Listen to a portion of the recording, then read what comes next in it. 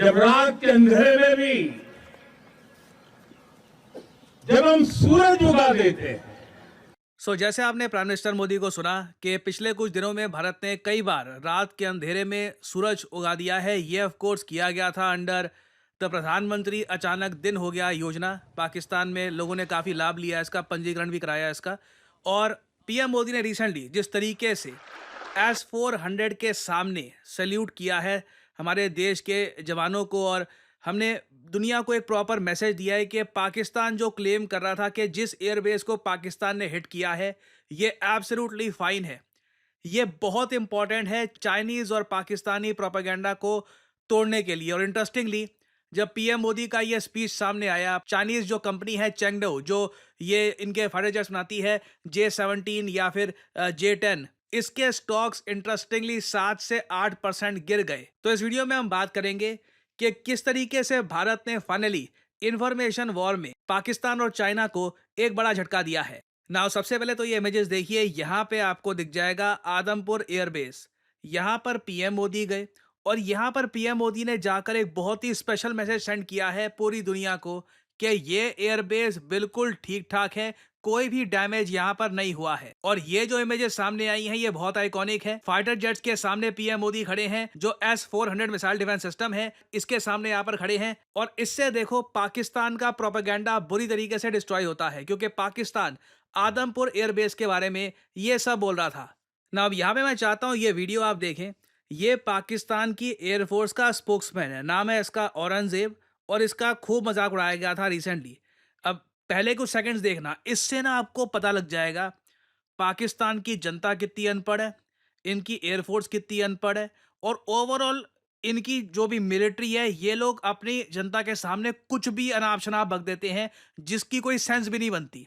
ये पार्ट सुनिएगा। Now identifying S-400, attacking them is a easier part than identifying it on ground because it is mobile, it's a high value thing, and you guard it. It's kind of a center of gravity. So it's kind of a centre of gravity, मतलब कुछ भी बोल रहा है। mobile is it's a high value thing, and you guard it. It's kind of a center of gravity. मतलब centre of gravity बोल देता हूँ, जनता भी अनपढ़ है, कोई पूछेगा नहीं सर इसका क्या मतलब होता है centre of gravity S-400 missile defence system. This just shows कि यहाँ पे इस देश में ना क्वेश्चन करने वाला साइंटिफिक माइंड वाला या तो कोई है तो चुप होके बस देखता है कि उसने बोला तो मुझे उठा के ले जाएंगे, या तो बाकी अनपढ़ है, उनको लगता है कि हाँ ठीक है इंग्लिश में बोल रहा है, सब कुछ ठीक ही बोल रहा होगा। नाउ इसने अपनी तरफ से यहाँ पे कुछ फोटोज दिखाई जिसकी कोई सेंस नहीं बनती। ज़्यादातर फोटोज बस ये दिखाती है, लोकेशन दिखाती है, ठीक है। इन लोगों के पास बिफोर की फोटो थी, आफ्टर की फोटो थी भी नहीं। They literally have no satellite proof कि इन्होंने कहीं पे कुछ अटैक किया है। और इस पर्टिकुलर केस में ना पाकिस्तान एक्सपोज तब हो गया जब औरंगजेब ने ना ये बोल दिया कि जी हमने ये हमला किया था आदमपुर पे। स्लाइड देख रहे हो, Pakistan air force response targeting S-400 at Adampur. Now India ने दोनों S-400 मिसाइल डिफेंस सिस्टम की जो बैटरी है ये दुनिया के सामने रखी। आदमपुर एयरबेस भी दुनिया को दिखाया कि कुछ यहाँ पर हुआ नहीं है, ये बस पाकिस्तान का बेसलेस प्रोपेगेंडा है। हमारे पास जेन्युइन एविडेंस है, सैटेलाइट इमेजेस है कि कैसे पाकिस्तान के एयरबेसेस को टारगेट किया, इनके टेरर कैंप्स को टारगेट किया। जबकि ये लोग जो एक थोड़ा बहुत प्रोपेगेंडा करने की कोशिश करते हैं आदमपुर का, उसे हमारे प्राइम मिनिस्टर खुद आदमपुर में जाकर डिस्ट्रॉय करते हैं ना। पहले तो हमने एक्सपोज किया कि पाकिस्तान ने जेन्युइनली कोई भी अटैक नहीं किया था आदमपुर पे, ये कुछ कर ही नहीं पाए थे वहाँ पर। फिर उसके बाद ना जैसे हमने चाइना को एक्सपोज किया है, ये भी मैटर करता है। चाइना के जो मिसाइल है PL-15, आपको याद होगा बहुत पहले मैंने वीडियो बना दी थी कि चाइना के PL-15 मिसाइल्स ये पाकिस्तान को दिए जा रहे हैं। और इंटरेस्टिंगली पाकिस्तान ने यही मिसाइल्स इंडिया के अगेंस्ट यूज किए, मगर ये मिसाइल्स हमको लिटरली काफ़ी हद तक अच्छी कंडीशन में मिले हैं भारत की धरती पर। और जब दुश्मन का मिसाइल अच्छी कंडीशन में मिल रहा हो तो इसका मतलब एक ही है कि वो प्रॉपरली फंक्शन कर नहीं पाया, जो उसका काम था वो बिल्कुल कर नहीं पाया। और उसके बाद से आपने देखा होगा जो चाइनीज डिफेंस कंपनी है फॉर एग्जांपल चेंगडाओ, इसका शेयर प्राइस 8 से 9% गिरा है। बट अगेन देखो, मुझको ना यही बोलना पड़ेगा, ये शेयर प्राइस गिर गया है किसी कंपनी का, डसॉ का शेयर प्राइस गिर गया है, इसका गिर गया है, ये इतनी मतलब कन्विंसिंग आर्ग्यूमेंट नहीं है। मैं आपको बताता हूं क्यों।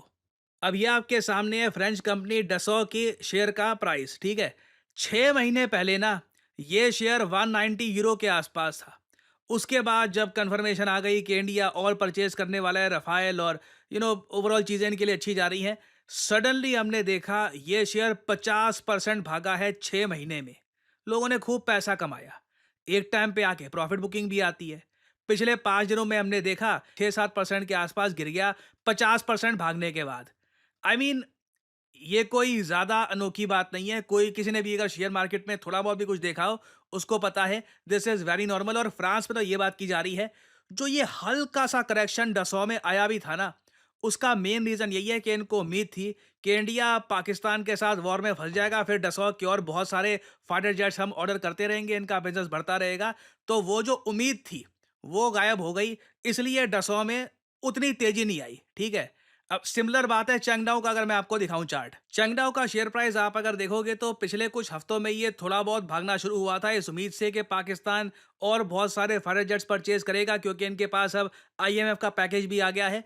और अब जो रिपोर्ट्स आ रही है कि इनके फाइटर जेट्स गिरे हैं, इनके मिसाइल भी, इनके जो बाकी मिलिट्री इक्विपमेंट है ये भी प्रॉपर्ली फंक्शन नहीं कर पाए, तो इनका शेयर अब जेन्युइनली स्लाइड कर रहा है। बट अगेन इसको लेकर ना किसी को टारगेट करना, it does not make a lot of sense. But Pakistan की तरफ से वो लोग बार बार डसॉ कंपनी के शेयर प्राइस को पकड़ के बैठ गए थे कि देखो जी 5-6% नीचे हो गया, 5-6% नीचे हो गया। जबकि आप अगर सोच कर देखें, पाकिस्तान के लिए सबसे ज़्यादा चिंता का विषय ये होना चाहिए कि HQ-9 एयर डिफेंस सिस्टम जो इन्होंने चाइना से परचेज किया है, जो दूर से लगता है कि S-300 या S-400 की एक सस्ती सी कॉपी बनाने की कोशिश करी गई है, इंडिया ने इसे एक सस्ते ड्रोन के साथ कैसे डिस्ट्रॉय कर दिया।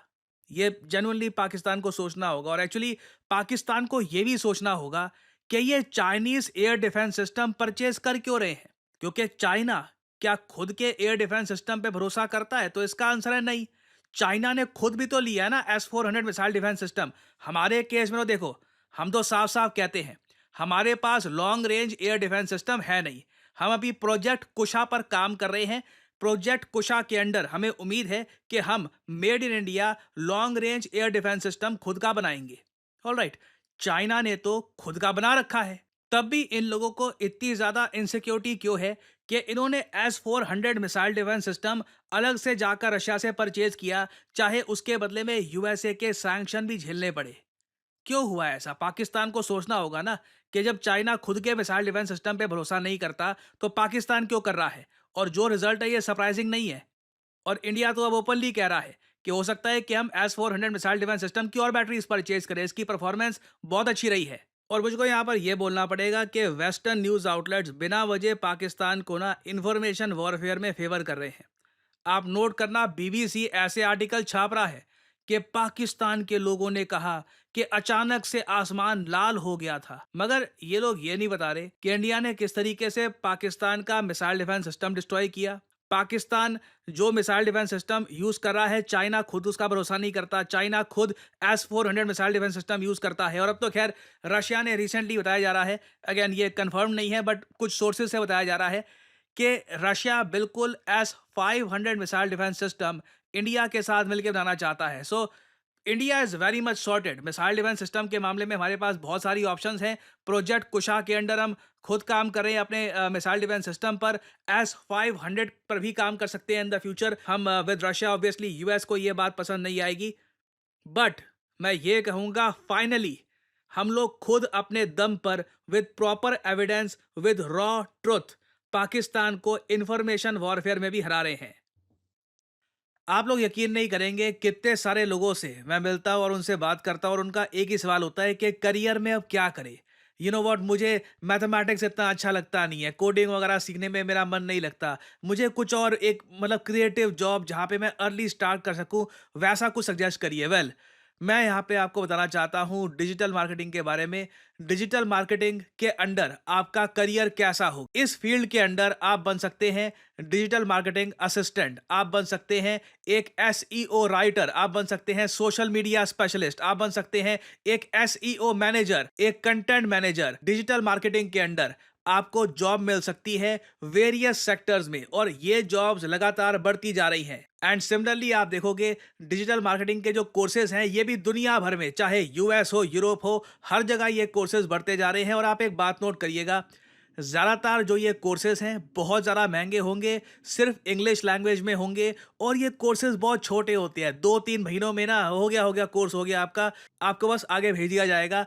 जबकि करियर 247 आपके लिए लेके आया है एक state of the art digital marketing course, जहां पे आपको मिलती है द बेस्ट फैकल्टी। आप लोग ऐसे प्रोजेक्ट्स पे काम करेंगे जिससे आपको मिलेगा जेन्युइन एक्सपीरियंस, आपको जॉब ढूंढने में भी हेल्प करेगा करियर 247 और एक प्रॉपर करियर गाइडेंस भी आपको मिलेगी हमारे कोर्स में।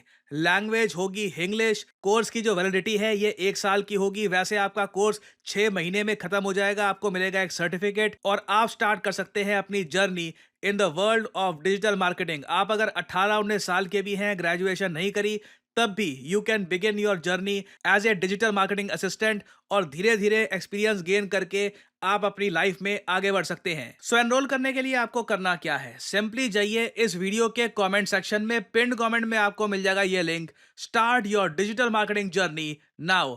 और यहाँ पे आपको करना है इस लिंक पर क्लिक, आपके सामने खुल जाएगा ये पेज। इधर अपना नाम, ईमेल आईडी, फोन नंबर और ऑब्वियसली डिस्काउंट कोड यहाँ पे डाल देना PD10, ताकि जो प्राइस है इस कोर्स का इससे बहुत ज्यादा कम प्राइस में आपको ये कोर्स मिले। अगर आप कोड डालना भूल जाओगे तो प्राइसेस आपको काफी इंक्रीज मिलेंगे यहाँ पर। So always enter the code PD10 and simply apply, that's all I am saying, simply apply. Career 247 की तरफ से कंसल्टेंट आपको कॉल करेंगे, आप बात कर सकते हैं, जानकारी और ज्यादा प्राप्त कर सकते हैं और आप स्टार्ट कर सकते हैं अपनी journey in the world of digital marketing. और याद रखिएगा, this is not just digital marketing, this is digital marketing with generative AI। So इसी नोट के साथ यह वीडियो का अंत। Thank you for listening and as I always say, may the gods watch over you.